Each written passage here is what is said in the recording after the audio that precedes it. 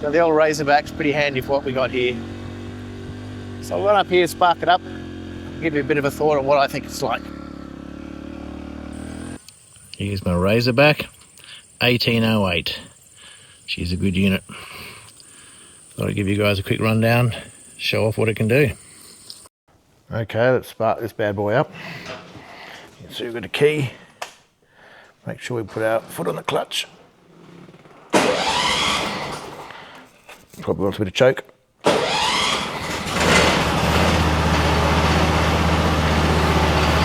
That's easy enough.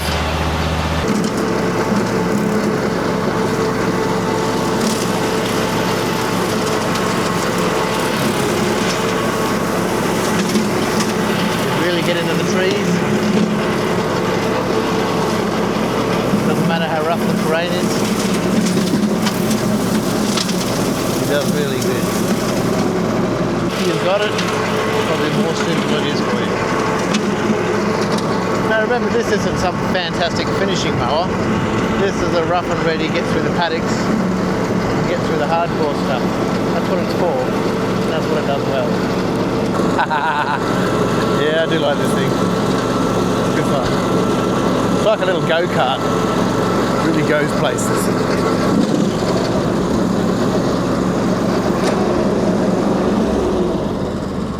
Just cool it for a minute. I'll give you a rundown. My beastie, Razorback 18. Now they make a 14 and I believe it's a 21 or a 22. I wanted to get the bigger model at the time, but surprisingly this thing has balls. It does everything that I need and then some. So 18 I can highly recommend. It's the old Briggs & Stratton Vanguard 18 horsepower number, V-twin. There it is. CMX1808, that's the model. Now these things are actually assembled in Japan, so they're actually really good quality, solid steel. But there's a few really important points to note here, and that comes down to the drivetrain. If you have a good look under here, you can see that's an actual drive shaft to the deck. So there's no belts on these things, no spitting belts out like all the other bloody mowers. The old mowers they had here used to go through belts like they were going out of fashion. Drove me nuts. This thing's four-wheel drive. It's actually got little portal axles on the front there, so it's got good ground clearance to ramp over. You can see this guy here cops an absolute workout as I'm bashing my way over everything into the feed deck. You can see your adjustment mechanisms right here. So if we grab this guy, we can pull it all the way up. 150mm clearance from underneath the deck. Let's see if we can have a quick look underneath here if you can see anything. There's those fancy blades I was telling you about. We'll have a look at those in the shop. The tyres are great, they hook up well. All the weight's down low, so it obviously handles like a go-kart. Excellent on the side slopes. Four-wheel drive is terrific. Little headlights, pretty useless. All-wheel drive, two-wheel drive. You've got your high beam. And that's your diff lock in the rear, which is really handy. When she gets hung up, you can put the diff lock in and she gets hooking. All the heat comes out the back, so you don't generally get too much as the driver point of view. Obviously keep an eye on your air filter. Try and keep the dust out of it. It's got a big tank in it. Conveniently it's got a little fuel gauge too, which is handy. Takes about 20 odd litres I think. I've got these aftermarket steps put on there and I really rate them. Higher seat, a bit more comfortable for a big fella like me. But yeah, all in all, it's a really good unit. They're not cheap, I'll give you that, 30 odd grand. Oh, not 30, probably a bit cheaper than that. Missus is going to hit me for that because it was probably more like 25 or something. But at any rate, it's a good unit. Highly recommend it. I get a bit more of it in action.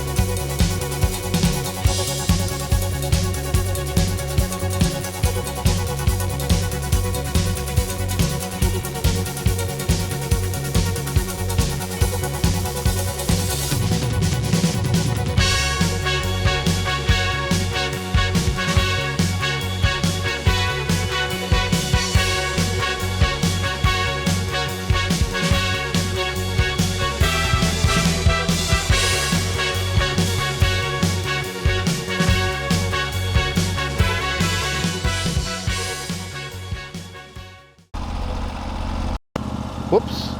Who said drones can follow you? He just got stuck in that tree. Whoopsie. Don't tell Mum. Okay, as promised, these are the blades I was referring to. These are obviously my old ones that I've taken off and replaced. So you can see on the blade edge, I just give it a quick workout on the belt sander, which I'll show you a picture of. They hold the edge really well, but the point of the matter is that these are made from some sort of fancy samurai steel. They last, so they can smack into rocks, they can smack into sticks, and it just keeps going and going. It's a pretty amazing thing. They're very heavy, and they've got a quick release system whereby they bolt onto it with just popping out a bolt, and no tools required basically, as long as it's not full of grass, that is. But otherwise, yeah, they're a good system. So she's a good unit, does the job for me. The blades are long lasting, the motor is reliable, she can cover some pretty wild terrain, and you can see here it's pretty bush blocky, so the bush block stuff is very challenging for any mower. So for me, this thing is ideal. I mean, you can put a slasher on the back of a tractor, but they're unwieldy, they're large, you can't get in between the trees. So this is a better bet for sure. Well, I hope this review was instructive for you. It's a good unit, as I say.